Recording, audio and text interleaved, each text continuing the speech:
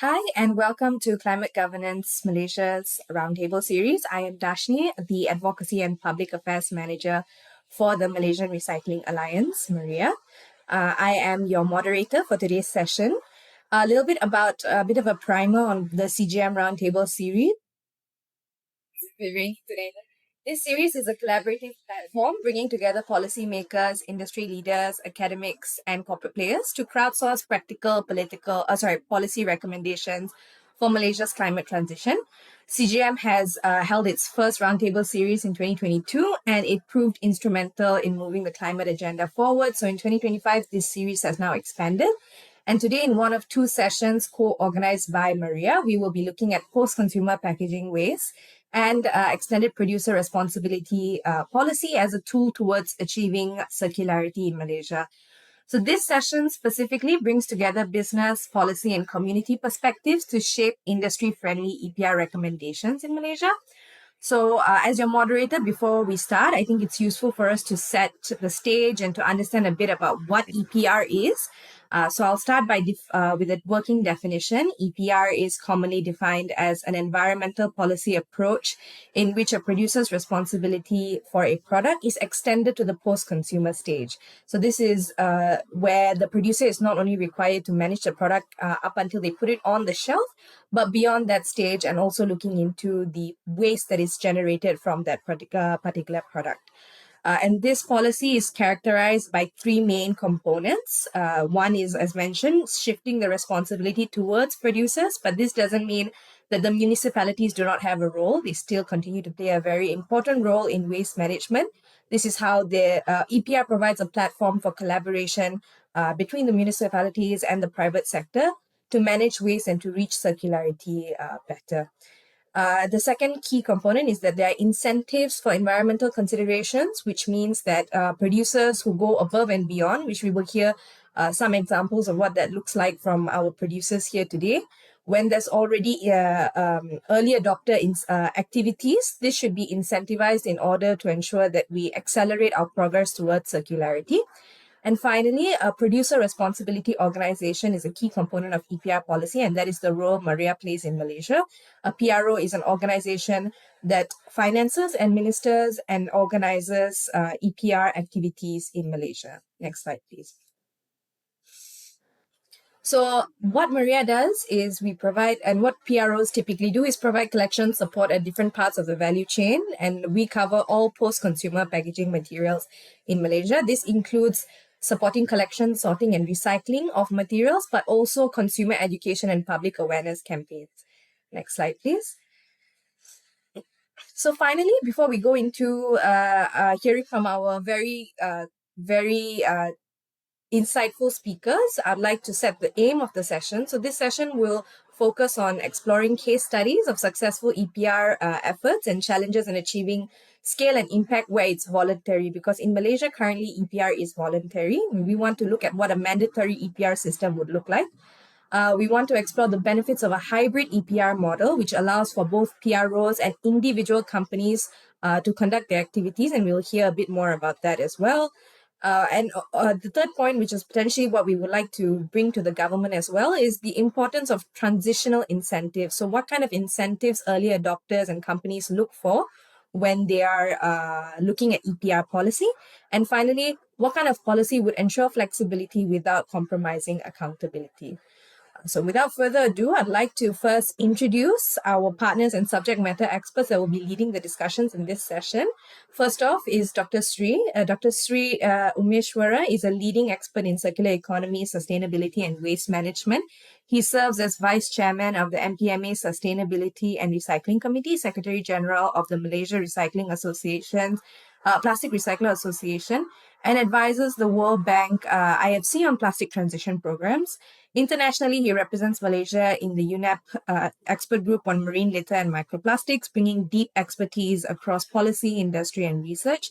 Thank you for being here, Dr. Sri. Next speaker. Thanks, Dr. Sri. Our next speaker is Ms. Tan Cheow Yam, CY.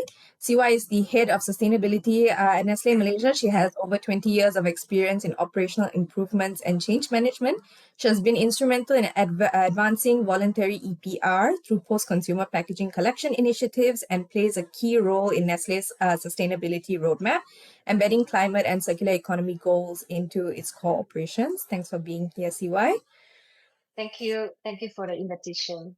Nice to And meet everyone online. last but not least, we have Miss Anis Haizad from from Aeon. She is the senior sustainability executive with Aeon, where she drives climate action, carbon management, and circular economy initiatives while strengthening ESG disclosures and supplier engagements. She's previously pioneered ESG processes at Semheng and led industry programs at the ESG Association of Malaysia, bringing strong expertise in turning ESG commitments into practical business goals. Thank you so much for being here, Miss Anis. So, yeah. So these are our speakers. I will now invite our speakers one by one to share their introductory remarks on the topic. I'll start with Dr. Sri. The floor is yours. Yeah, thank you very much, Dhaartshini, and thanks for having me here as part of the other panel speakers. Now, I think EPR is crucial, and we are moving towards that. Now, representing, of course, MPMA and also the Malaysian um, pengusaha kita semula Selangor Berhad, who is the voice for the mainly the collectors or the SMEs and comes to the waste section or waste management sector in Malaysia. I think we are already ready, and prior to this, EPR silently have already started 2 years ago, if I'm not wrong, where the collection or collecting back, buyback, and so on has been already started, and we have been supporting that. It is just that accountability or reporting system were not there back then, and now we are looking forward to move towards that. And on the other side is also touching on the other mechanism of circularity, which is like the product design, eco design, design for recycling, etc. So that will be more important part after this that we are looking forward, or the SMEs that will be looking forward. But this is also an opportunity for these waste management sectors or the recycling sectors particularly. Thank you. Thanks very much, Dr. Sri. So very clear that the industry has already taken its actions, that they've already had some traction, and maybe later what we can explore is a bit more about how you think the policy is taking shape in Malaysia, and maybe how you think the SMEs and the smaller players can be supported in that journey as well. Thank you so much. I'll like to invite Ms. CY from Nestle next to share her thoughts and to set the scene as well. Thank you. Thank you, Dhaartshini. First of all, thank you and good afternoon, everyone. Thank you, CGM, for this opportunity to actually be present and to share a little bit of Nestle experience being part of the private organization in kickstarting the voluntary EPR. I think a little bit of background is that I think Nestle, we have started this voluntary EPR 4 years ago, or in fact 5 years ago, started in end 2020. That we are a food manufacturing company, and I think the mission from our organization and also our global commitment is to ensure that none of our packaging lands up in landfill or any other areas has litter. I think with this strong commitment, it's only makes sense that Nestle also, besides innovating our packaging to be more recyclable and also to change some of the packaging from using the non-recyclable materials to recyclable materials. The other part that we are also working very actively and hard is to close the system, to work with the different stakeholders within the country and also the communities to set up a collection recycling system as well. I think this is a little bit of introduction. And later on, of course, during the panel sessions sharing, then would be happy to share a little bit more from our side, some of the learnings. Thanks so Over much. to you, Dhaartshini. Thanks, Iwa. Thank you so much. And I think that really does show how much of work has already been put in for a number of years now. in from the producer side in looking into this and being early adopters, but also interesting to note from our first speakers, the topic of design has already come up. So it's definitely something that we'll have to look into and explore even further. But before that, I'd love to invite Ms. Anis to deliver your introductory remarks. Ms. Anis, the floor is yours. Yes, thank you, Dhaartshini, and good afternoon, everyone. Thank you for having Eon as part of this conversation. So, as one of Malaysia's largest retailers, Eon sits. It has a very unique position where we sit at the very end of the supply chain. So this gives us a unique responsibility of being bridging between two worlds, the producers upstreams and also the consumers downstreams. So for us, as what Ms. Cheow Yam also highlighted, is not just a relegation, it's also what we've been doing for as Eon. We've already started embedding into how we operate this every day. So to put it simply, Eon's approach for this EPR is around three things. First, we want to make it easy, want to make it as easy as possible. And the second is encouraging participation. And lastly, we have the unique position where we can influence the upstream change as well. So what we mean by making it easy, making the action itself easy, because we've learned that even the best awareness campaigns won't work if doing the right thing or recycling feels complicated or out of the way.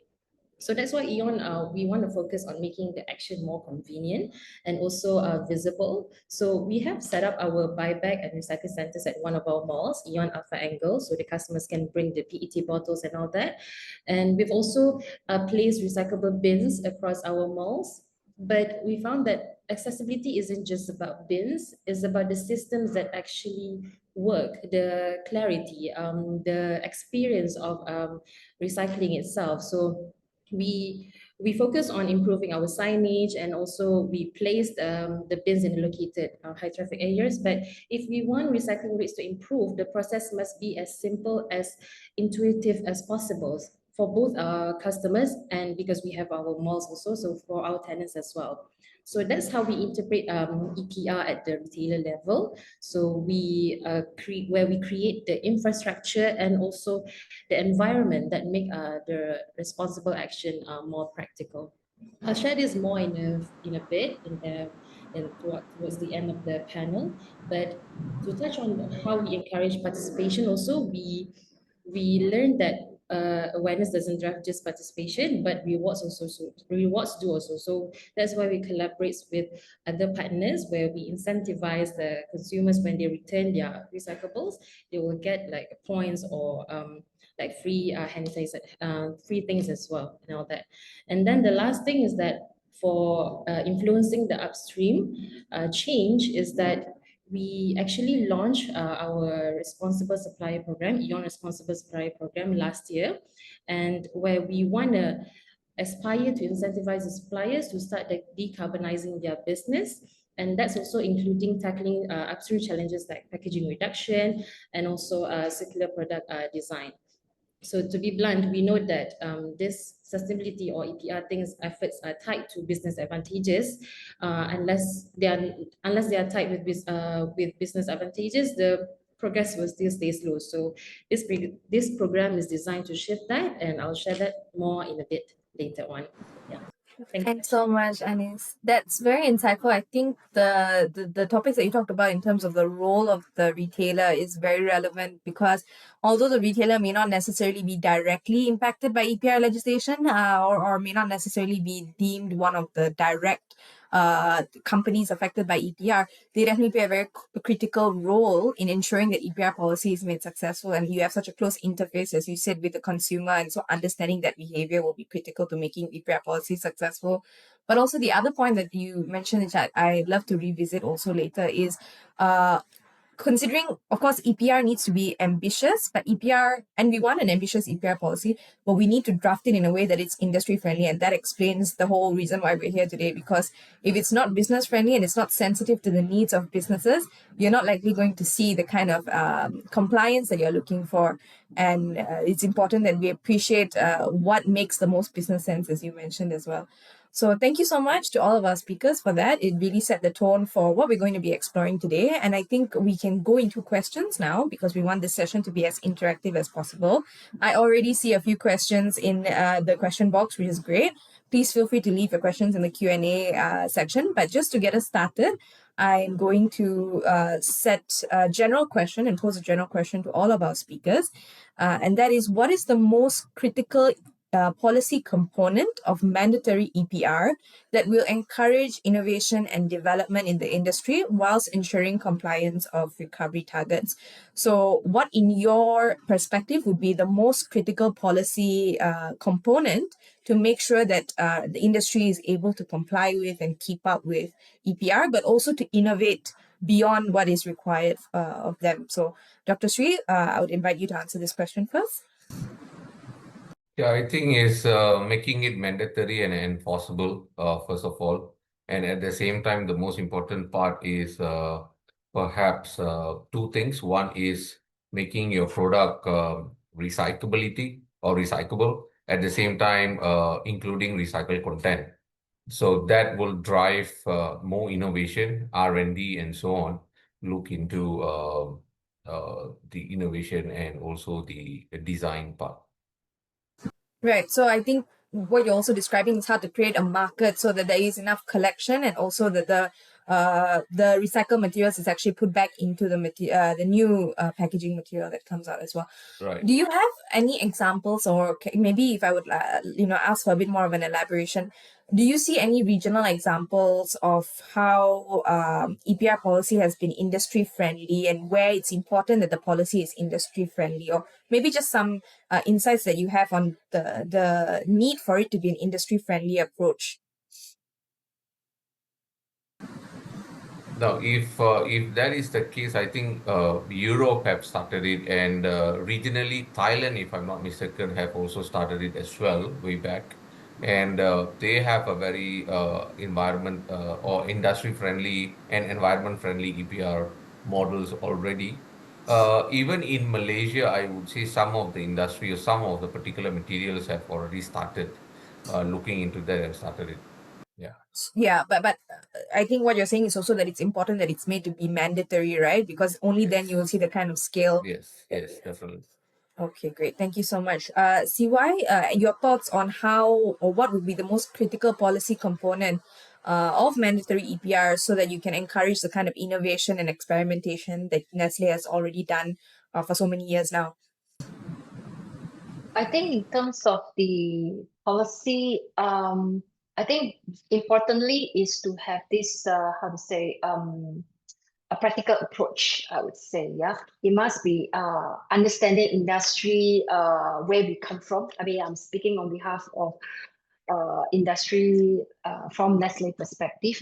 It cannot be too rigid. It must give a little bit of flexibility in terms of how the industry will come together, be a large industry, medium, or even a certain smaller size. Yeah, because I think ultimately the goal is to achieve a collective approach on how we drive this collection, I would say. Yeah.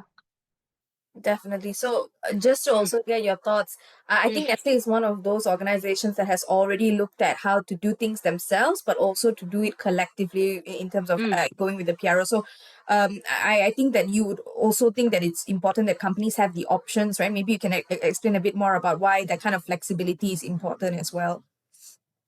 Yeah, I mean, different company probably will have different expectation. I think flexibility will allow a better approach effectively. Yeah. So rather than a one-way approach that might taper down or might close down a lot of opportunities that can come with. So I think open policy in terms of flexibility, what for us is to enhance even a better collection approach. Yeah.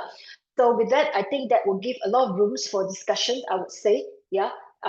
respecting the existing recycling effort that has been in the country and by different stakeholders, be it the regulatory or be the waste collector or even the appointed concessionaire. I think everyone has their own experience and knowledge, but it only can come together to make it effective if we have a bit of flexibility to hear each other out. I would say this is very importantly to drive the effectiveness and also the efficiency for the entire country. Yeah.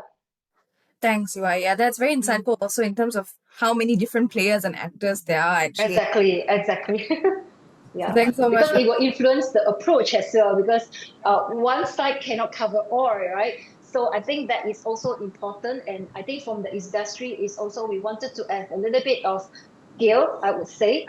And I would also be very transparent, the cost to collect as well. I mean, that is also very critical.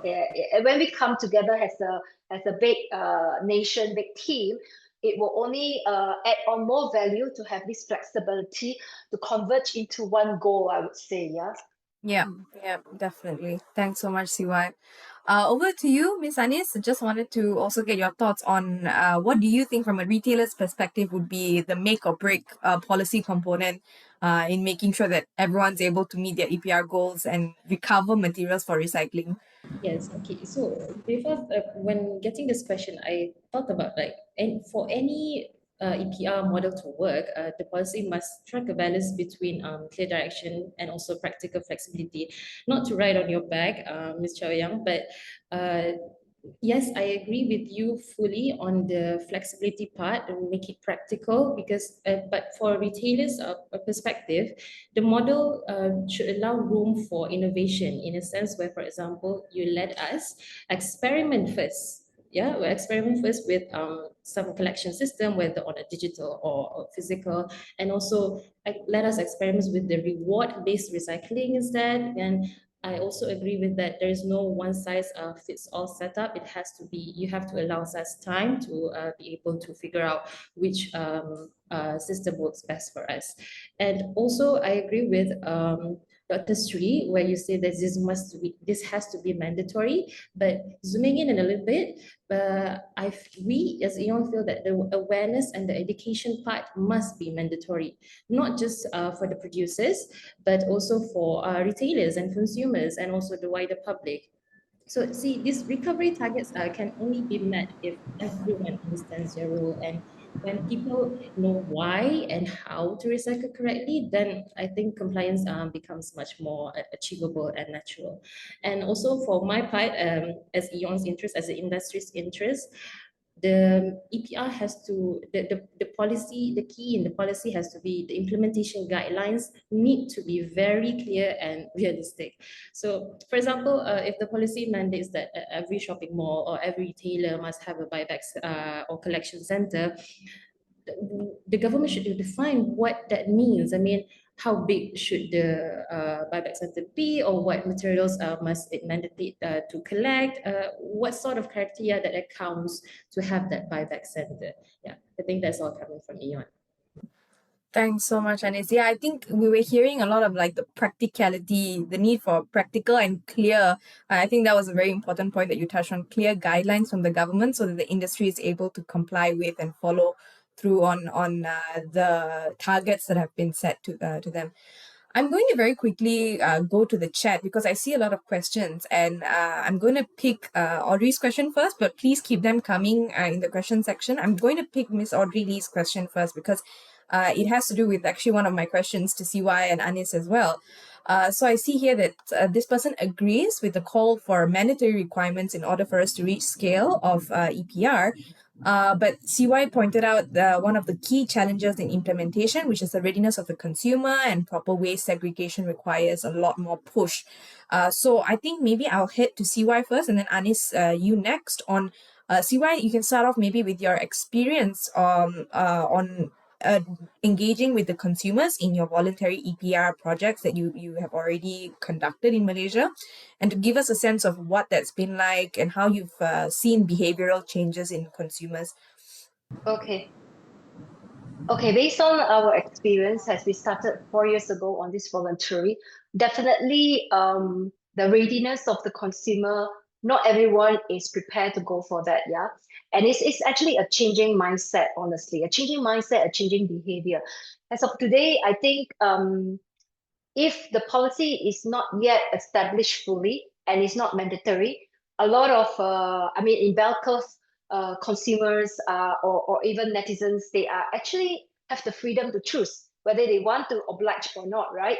So I think the key challenges is always showing the way, I would say, showing the way and convincing what's what's important if you want to make a change to commit to the planet, to the earth. Okay, so I think for us, when we started the journey, we always work together as a team. I think most of you definitely aware that Nestle is a food manufacturing company. We are not a waste management company. So we are lacking on that, I would say, expertise or operations to drive the collection. But we collaborate with key partners that can help us. Yeah. So what we bring on the table for Nestle is that we innovate a lot on our packaging. Yeah. We strive to change into recyclable or even do away with straightforward plastics, paperization. You can see our portfolio as of today, a lot have been make it paperized. To name it is our plastic straws. You no longer see plastic straws in Nestle UHT pack. It's all paper straws. And when we first start, it's really challenging because consumers have a lot of thoughts on that. But we persevere and we work closely to respond to consumer. Now, having the readiness in this EPR format is that I think it's important to actually educate consumer. Hey, it's not that easy to give up. Yeah, it's also not that difficult to start. So we give a lot of few, I would say, starting kit. To be honest, we came by to the community and we do engagement. In fact, working with residents association to explain to consumer that we are coming with this collection and it's going to be simple for them. Yeah. And how does it work is that we actually get a dedicated truck coming to their household. When I refer is that because we actually venture into a few landscape, landed is the key one. Then we also go for strata, which is high rise and also rural. But just to make things simple, for example, landed, we actually create a system where we actually work with the municipals to get a dedicated truck coming to your doorstep to collect. And we don't believe in cash incentive. So you never see Nestle coming with, you give your recyclables to us, then we will in turn give you cash or any form of incentive. But the only elements that we actually recognize the effort from the residents is a convenience. We give you convenience. Instead of you driving all the way to drop-off center, we come to your doorstep. That's number one. Number two, we just need some steps from your side, which is separation at source. I think we touched largely in EPR forum that separation at source definitely is key to make it happen, right? So we educate residents to separate at their home. And we make it very simple, single stream. We don't, force consumer to really separate cans by material type, cans, papers, plastics. If an individual or a residents would usually be very active to bring their recyclables to drop-off center, somehow you are indirectly forced to separate by materials because when you reach the drop-off center, you're actually obliged to drop off respectively, right?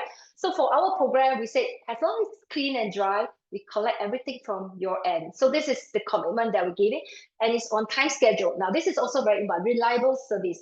Now, we will commit to a community, and we say that we come to your taman every week, and we're going to fix it every Tuesday, for example. We oblige and we commit to that, and that gave a trust as well. And and times builds, and consumer felt that, hey, it's not difficult to change because I have the system coming to collect from my doorstep. All I need to do is I need to, put a bit of extra mile that I separate and make it clean and dry. I think that is something that, that's based on our experience. And not to be surprised, consumer largely respond to this. And of course, in the bell curve, I would say that, of course, we have not reached massive yet. It's still working on it. But in a community, for example, if I may quote largely the community area that I work, we have achieved as high as 60% participation rate, which is pretty much awesome, honestly, with no incentive. Yeah, it's actually really from the bottom of the effort. and also clarity for the consumer, and they feel that it helps them because it's simple enough and it's come to their doorstep. I think that's the little I can share for this. Yeah. Thanks so much, Siva. No, and I think it's important to note that yes, we're doing voluntary measures in a small manner, but it's clear that the results are promising. That whatever Yes. Nestle is doing, it shows efforts and it shows that there's rewards and returns actually in terms of the consumer behavior that people can change, you know. Yeah. Just one more thing to add on is we also committed that all the collections that's under Nestle initiative, we committed that none of the packaging or recyclables that we collect will end into landfill. This is as far as we have drive. And if some of you might aware that plastics, not all plastics can be recyclable. There are also non-recyclable plastics that is multi-layer, soft plastics that today in our country, we yet to have this facility on chemical recycling. But Nestle also work with key partners. We actually collected all these form of plastics. Well, if it's not recycled mechanically, we actually collect and build it, and we go to waste to energy, and we actually subsidize the cost of this as well, to reach out to ensure that all the collections will not land into landfills. Yeah, and I think that's actually a very important point also. So just quickly before we go to Miss Anis, I just wanted to pick up on a point from you, Miss Siwa, is that what we are doing now or what Nestle is doing now is very important for the learnings and important to show that there is behavioral change. But maybe just wanted to get your perspective on how you think that these programs, how can they be scaled? So you talked a bit about cost earlier and how these approaches are important, but how is it that through mandatory we can scale the impact of what we're doing? So maybe you can share a bit more about what you think needs to be provided to the producers or what kind of policy support is needed for the producers to be able to scale the impact of some of what you're doing. So you mentioned infrastructural issues. Are there any other issues that you think need to be addressed before EPR goes to scale through mandatory enforcement? Yeah, Yeah. I think I would, if would share my view, will be two. One is the knowledge and awareness to the all Malaysians or residents. That is going to be a big contributor to separation at source. I think that would be key enabler for any private sector that wants to join force. Yeah. So how we can leverage in terms of all this awareness, and maybe is a synergized effort between the local councils together with if it's a state that have Act 672 with the concessionaire sector to drive this as one. Now, when the public or they have the awareness how to do it, then it must importantly comes with a system. Yeah, the collections. I think today the approach is key. I know there's various contexts, I would say. Yeah, some they prefer to be combining the domestic versus recyclables in one truck, for example, or even the plus one. Yeah, so I think based on our experience, is yes, cost is very important. I would also consider that probably is some approach that we can leverage out to minimize or give a better cost perspective or effectiveness. Based on our experience for the past 4 years, always a specific dedicated truck to collect is always winning most of the confidence from the consumers that want to do recycles, because it gives them high hope that all these recyclables will go to the facility and without damaging or either contaminating, not to be recycled. I think these are all the feedbacks that we received by far during our journey. Now, having said that, I know there are also multi-approach, honestly. You can have compartmentalized kind of trucks coming in between domestic and recyclable. And this is also, if I were to give a comment, probably can be relooked by the regulators or even the waste collection in the country to see whether that comes about. Yeah. Yeah, so this is the points I would like to just share on. Yeah. Thanks so much, Siwai.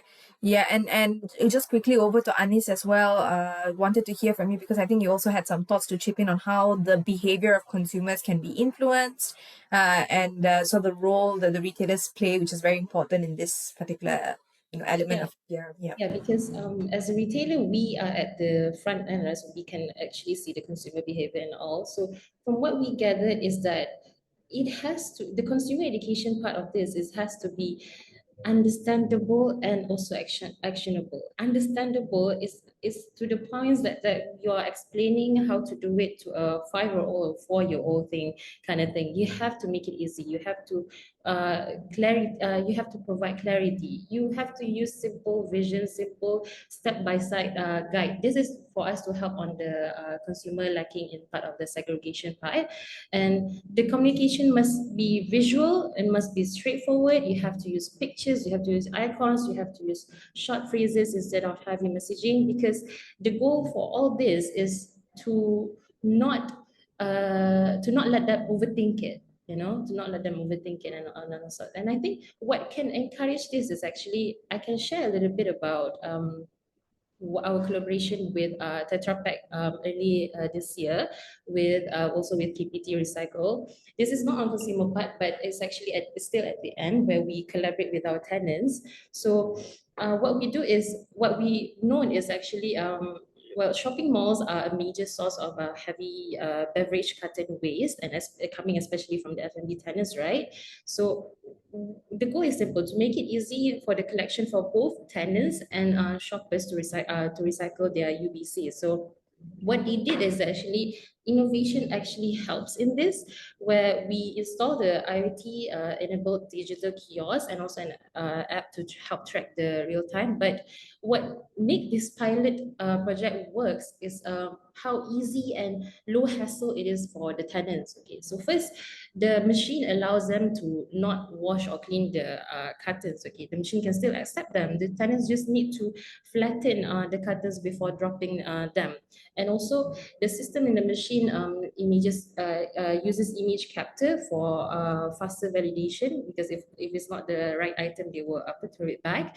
And because it's also IoT enabled, we can monitor the performance and collection. So coming from this is actually, of course, we educate the tenants on how to properly discard their waste, like cleaning the cartons and all that. But the key lesson here is this: if we want higher participation, we must make recycling as convenient and as frictionless as possible. So this pilot also gave us insights in a way that there is a need for constant communication and also small reminders and even on-site engagement for them to sustain the tenants participation, because it helps when they have tenants refreshers and briefings and all that, because and then we can see that the collection actually spikes up. So this model is what I can see can work with our consumers as well, when there is consistent communication and also small reminders, and a collection system that actually makes them easy for not for them to overthink it. They can just flatten and then they can just discard it. Is what actually will help consumer participation in this as well. Yeah, and that's also it's been given that they wanted rewards and all that, so that's from a retailer side that we will incentivize them. For example, we did with Coca-Cola and also Trash for Cash, where when they return their PET bottles, then in return they will get a free Coca-Cola bottle and all that. And also with Cow Malaysia, also when they return the HDPE bottles, they will get free points or free cow products and all that. Yeah. So that's just easy. My point is really back at what I said earlier from the beginning, is to make it easy so that they don't overthink it. The consumers won't. Thank you so much. Yeah, and I think there's a lot of similarities between what you've just shared and what Miss EY has said also, in terms of making it easy, making it consistent, making it clear to the consumers exactly what they need to do so that they're able to play their role. Because I think there's this misconception that Malaysians just don't recycle, but it's clear that where it's made accessible and where it's made clear what they need to do, consumers respond and they do what's necessary for them, for us to actually make collection happen. I see a lot of questions about collection, but before I go more into that, I'm going to collection and about consumer behavior. I'd like to invite Dr. Sri to just quickly address one of the first questions that we received actually from Corinne, which has to do with design. And so I think this is a good opportunity for us to also talk about the design of the product and kind of the cost that goes into that, and what the smaller industry players, how they would respond, and the kind of challenges they would face. So you see here, Ms. Corinne is saying, one of the issues we have low rates of recycling for plastic containers is because the lids don't fit containers from other manufacturers. So to increase the recyclability of plastic containers, why not standardize container lids across manufacturers? Do you think there's a bit of a discussion that we need to have also about how the government can support in terms of developing policy for eco design, for example, and the role that that plays in EPR compliance? All right. Answering to that question, but before that, I'd just like to add on, since the experience on the ground, like Yes, what yes. CY and Anis mentioned about convenience and also the awareness. Um, we have been collecting for more than 46,000 households, right? Um, of course, convenience, this is something like in Japan and Taiwan, where we have a scheduled waste collection system. All recyclables is being collected. The public in Malaysia, from my experience, they have the knowledge and they really want to do recycling or segregation at source. What they need is infrastructure, at the same time convenience. All right, they are just doing it. But the most important part here is also the two-way communications, because on a daily basis, I do still receive messages, say asking that, doctor, is this recyclable? Is this recyclable? And so on. Can we put it out together and so forth? So I think that kind of education can also come from the manufacturers or the brand owners themselves to label it. All right. So now let me link this label to the eco design. Right. So when it comes to the eco design and so on, now recently, there is also under the Department of Standards Malaysia, there is a committee, technical working group, together with policymakers, together with brand owners, and also industry players and so on. They are in the working committee to move into circularity design. And there's also a draft for these particular eco design standards that it has been developed as well. So that is to for any SMEs or to any industrialists or practitioners to adopt and use it, start using it. Now, the other most important part is we do not need to wait for policy to come in, where the industry can just adopt and start using it. So that's voluntarily that they can do it. Uh, Similarly, this kind of product design now, as one of the question that Ms. Corinne have asked, that at times you can't standardize one for all. It can't fit one for all. It is all depends on for which kind of sectors or which kind of particular products and so forth also, yeah, in within the industry. And the most important part, of course, as a brand owner and as a manufacturer, they would like to have uniqueness among themselves, right? So that is their selling point. So that is their rights to do so. But as long as if they were to adopt the standards and the mindset of moving towards eco design and so on, then fine. As long as the product is being labeled and it is being well informed to the consumers and so forth, they know that it can be recycled and they put it out for to be collected. And finally, once it goes to the waste stream, it will be sorted and recycled and so forth. All right. And and as long as we have the mindset of zero waste to landfill. Thanks so much, Dr. Sri. So I think it's important, as you mentioned, there's efforts being taken by the government right now. They're looking into this matter of eco design and circular design development of standards, which unfortunately we don't have holistic standards as of yet. But it's a good a time as ever for us to consider the minimum standards. And I think Ms. Siwa also touched on some of the voluntary steps Nestle has taken. As you mentioned, Dr. Sri, it's not necessary that the industry needs to wait. There's also opportunity for them to take this action voluntarily. But before I go to CY, maybe I could just quickly also get your thoughts about the education. So you also started off by talking about education. I see a question here from an anonymous attendee on the what kind of education can be given to manufacturers to minimize advertising on packaging. So I think this has to do with labeling. Maybe you can talk to us a bit more about how labeling, what you think is going to happen in the future of labeling, because labels tend to be one of the first thing that people look at. For example, when you're talking about recyclability, this happens to be one of the biggest issues. So maybe you can talk to us about the future of labeling, how labeling could potentially be useful, and your thoughts on design for labeling, for example. Okay, I think it's a very good point, and it is very important as well, whereby I can see now on the in the market whereby some of the manufacturers, whether it's MNC or local manufacturers or domestic manufacturers, they have or brand owners per se, they have already started moving into a labeling where you can see some of the products that this is sometimes they have multi-layered or a big packet, and then inside it they have some sachets and smaller packets and so on. So they have already mentioned that the outer layer is 100% recyclable, the inner layer is also recyclable, maybe the lid is recyclable, the cup may not be a recyclable, and so on. So they have started putting out on the labels and so on. So that is voluntarily, they have started to do that, so that is easier for the consumers, especially when they take a look at it. Definitely they're going to take a look at the label, right?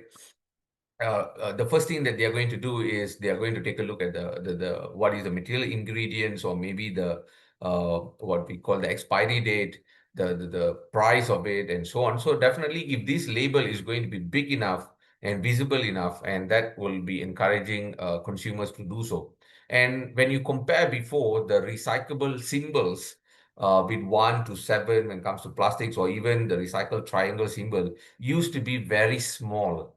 It is kind of invisible, right? And maybe it is right at the bottom of the product and so forth. So now you can see that it is already coming right at the back of the product and so on.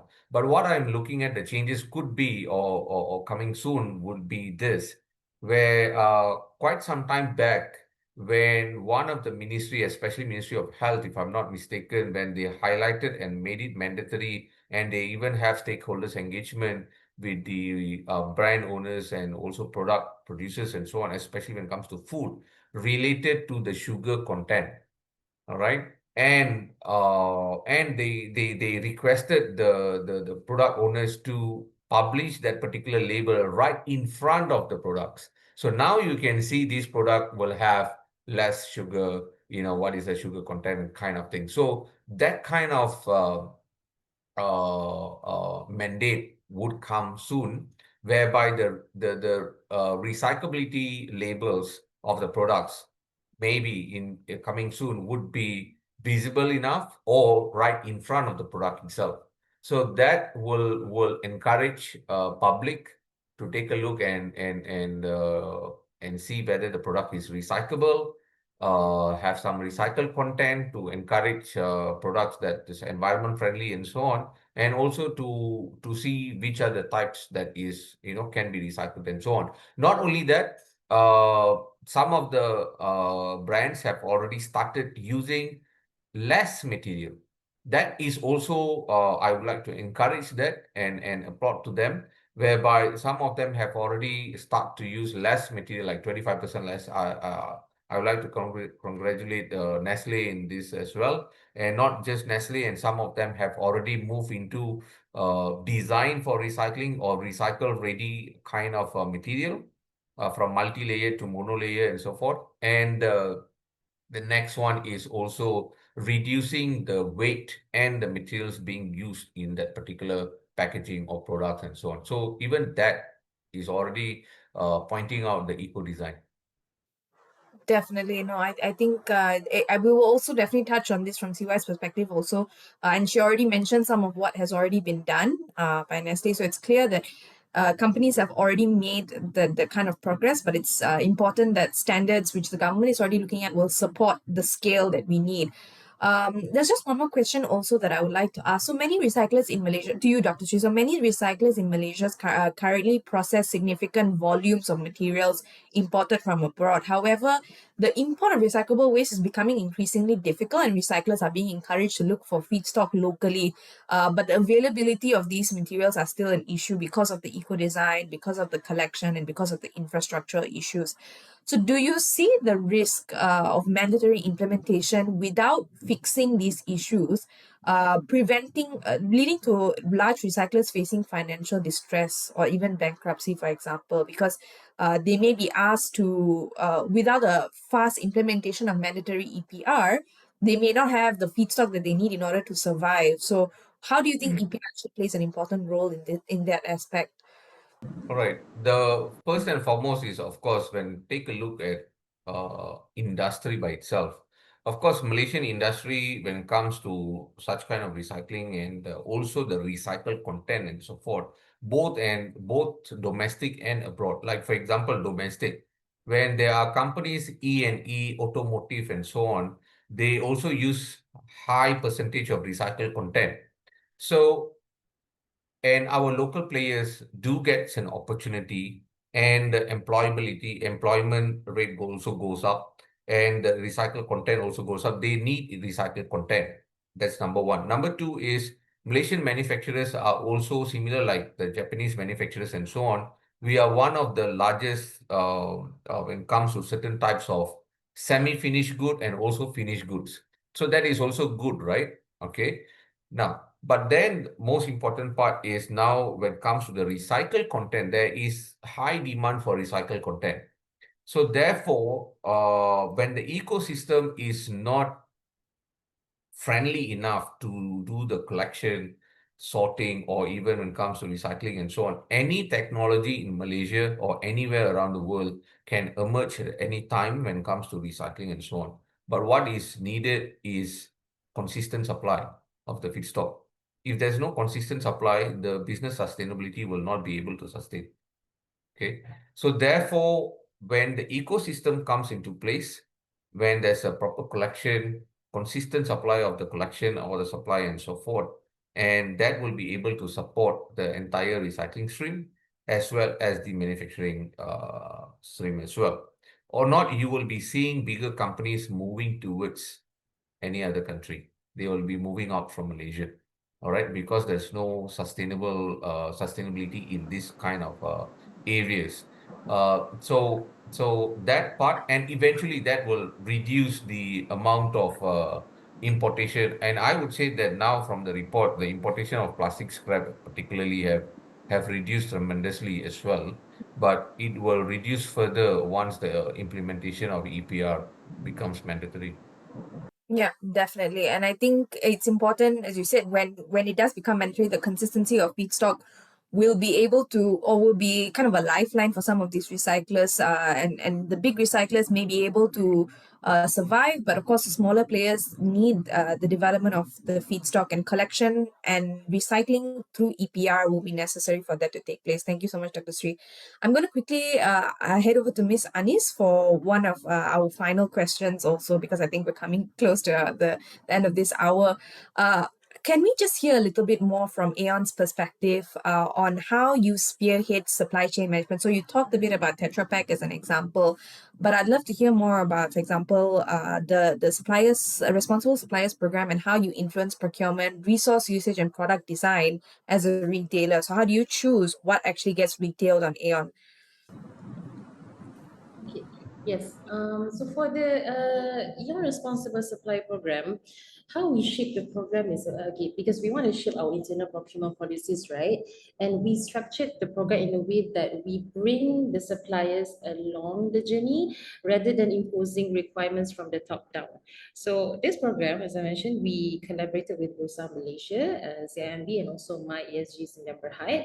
So it's sort of like it's a supportive framework that also aligns with EPR. So in a way, first we do the supply profiling and also their ESG maturity assessment. So this exercise actually allows us to tailor the engagement based on the readiness. So instead of a blanket policy where we impose this and that and all that, we want to approach with a targeted guidance that's doable and also that's not difficult at the first stage, especially.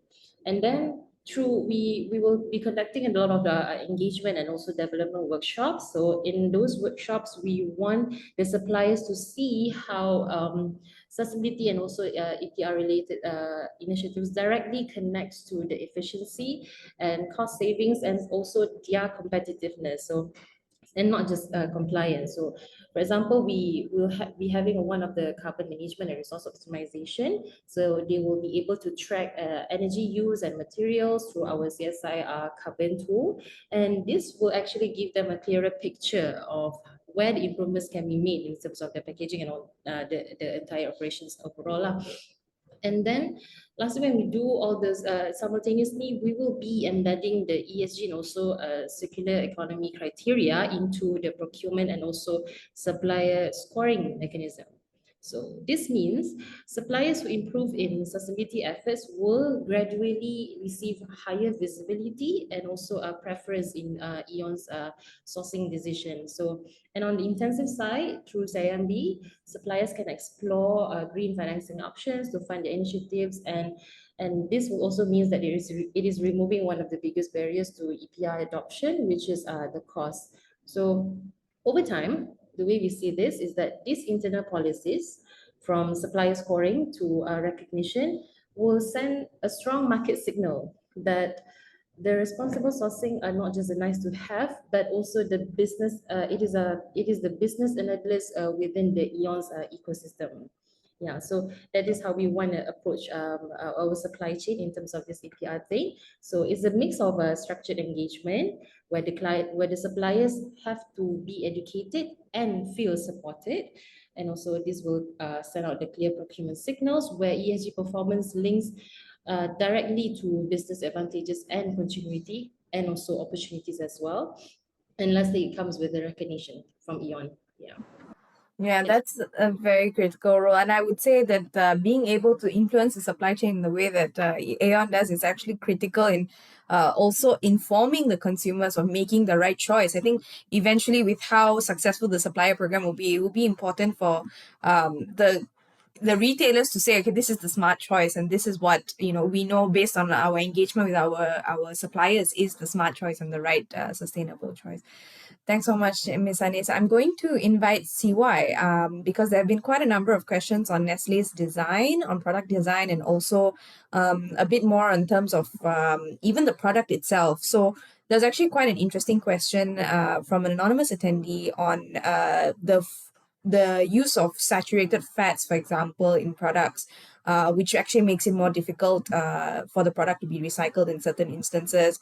There was also another question, which I think you wanted to type an answer to, but we can answer here itself, how you specifically address the innovation. So you mentioned a bit about, for example, the straws, but maybe there are more examples that you'd like to pull from in terms of how Nestle has designed its products, how it also has to do with the content of the product itself.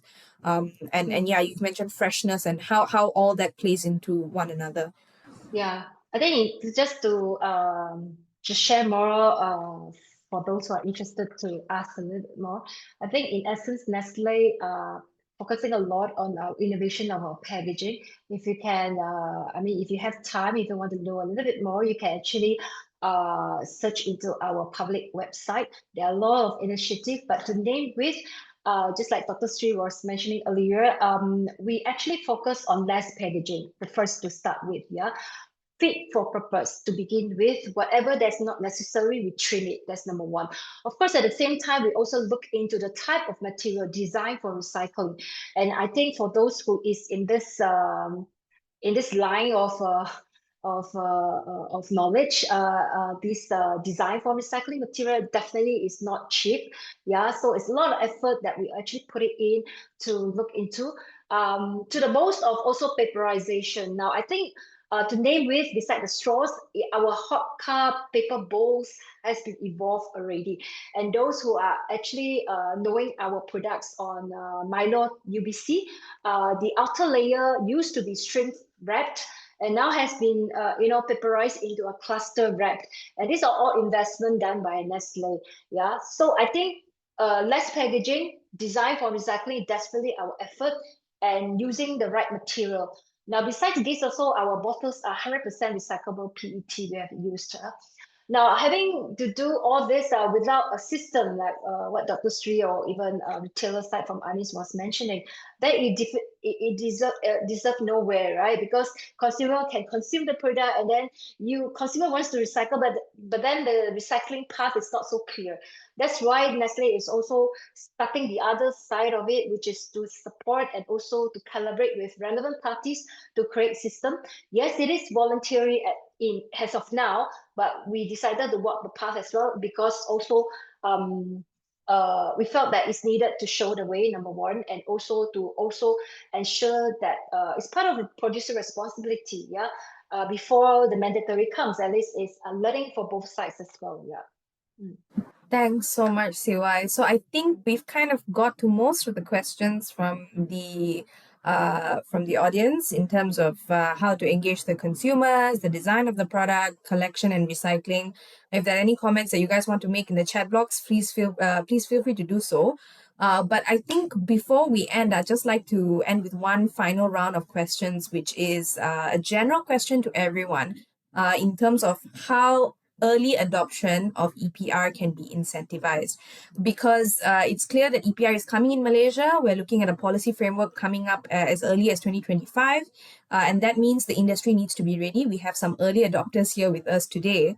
So I want to hear, for example, from CY, the perspective of a FMCG company, how you have what you would look forward to as an early adopters incentive. From Dr. Sri, the same question, what would be an early adopters incentive, but potentially from the MSME perspective, how could they, what would they need to adopt this as an early adopter? And Anis, as a retailer that also potentially has its own products that may come under EPR as well. So right now you're playing an important interface and a platform, but potentially if you are also obliged under EPR, what kind of early adopters incentives would you be looking at in order for you to actually reach your EPR targets and collection and recovery goals? So I think I'll start with Dr. Sri. All right. I think Malaysia can actually learn from countries like EU, Japan, and South Korea, right? You can test, learn, and mandate, right? So to perhaps we can take at least about 1 to 2 years. 2 years should be sufficient enough and not too long to mandate it. Incentive by itself, I think the industry, like the brand owners like Nestle, Aeon, and so on, I think they will be able to provide better inputs. Basically, most of the time they will be looking at tax incentives and so forth, or tax exemption, right? So those kind of things. And perhaps even when it comes to certain types of incentives when it comes to consumers or others, in order this kind of things to work, that one of the questions that was raised up is like deposit refund system can also be a good point, because it incentivized by its system to everyone, not just to certain party, but the system can work, incentivizing the consumers, the collector, the retailers, etc. So that is also in the pipeline. So it depends on the undertakers, whoever they like to implement that. Thank you so much. Siwa, your thoughts? From our side, I think the incentive part from the ministry or the government itself, I think it's a recognition for voluntary approach that has been kickstarted. For example, for Nestle, we started way before the blueprint has been launched by YB last year, right? To go further and really put up the path to go for circular economy for Malaysia. I think it's more on recognition for us. It could be in part of tax relief for sure, because we actually voluntarily investing and putting a lot of support in the cost, honestly, for those areas that Nestle had ventured into. We actually sponsor all the collection costs, honestly, the dedicated collection, we sponsor sorting, we sponsor. And this is something that would be appreciative if that will be looked into. Besides that, I think to encourage more volunteers, industry to come forward, probably is the ecosystem that we can all together create one. Flexibility I've mentioned, but I think the readiness of certain facilities, just to make sure the path is a bit more easier for others to join along, so that we can cohesively come together and have a more cost-effective way of attaining this effort, I would say, because collection is means cost, material means cost. Dr. Sri has mentioned also. I think all this unnecessary costs, we can all work together and make it a synergized way. That would be very much looked into. Yeah, that's my point of view. Yeah, I mean, completely agree with you. I mean, I think doing any of these activities on your own is impossible. Producers need to have support. The recyclers need to have support. So, producer responsibility organizations, collectives like that, which actually assist the organizations to meet their targets, will definitely be the best way forward, I think, or one good way forward. So, and Miss Anis, your thoughts to end us. Yeah, I think I'm just gonna echo Ms. Cheow Yam on this. Yes, we do. Of course, we would appreciate the financial incentives and all that, but we also want to focus on also recognition programs for Eon, and this can actually encourage us to invest in new like consumer collection schemes or new systems ahead of the regulation. But this also means that with these incentives, Eon can actually, we as a company can reduce the perceived risk of trying something new and reward those who can lead. And this also, in a way, simultaneously can also build an environment where we will be safe, we will feel safe to experiment and also to learn and also to improve, okay, without waiting the law to force on us. And eventually, I believe this will turn into a voluntary participation into collective progress. Yeah. Thank you so much. And I think that nicely leads us to the conclusion of the session. I think it's important to highlight some of what our speakers very importantly stressed and shared, which is the need for us to have a very clear policy framework. And we're looking forward to the government's EPR policy, which should be coming sometime end of this year. Very important that there is the infrastructure and design elements that are considered, both from the private sector being pioneers, but also the government needs to come forward and support this kind of early adopters considerations. And as the speakers also just ended on, the fact that there needs to be some recognition, support, and guidance throughout this entire process, because we will have an interim period where, we're doing these activities and we're learning. And we're really looking forward to the kind of support that the government will provide. MAREA continues to work with the government in developing this policy, and we're very privileged to have that position. So to all to all audience members out there who are companies keen to know more about EPR and how it potentially could affect you, we also saw some questions from speakers wanting to connect with Nestle or Aeon, for example. Please feel free to get in touch with your organizers so that we can facilitate that. But also, if you're keen to know more about EPR, please feel free to reach out to MAREA. We're happy to give you the kind of support that you would need in preparing for EPR implementation. And with that, I'd like to thank our speakers and all partners in making this event a success, our audience members for their active participation. Thank you so much, and we'll see you in the next session. Thank you. Thank you, everyone. Thank you so much. Everyone. Thank you, Dartshini. Thank you, Thanks everyone. so much. Bye. Thanks, Anya. Bye. Dr. Sri and also Anis. Bye-bye. See you all Bye-bye. soon. Bye. Bye.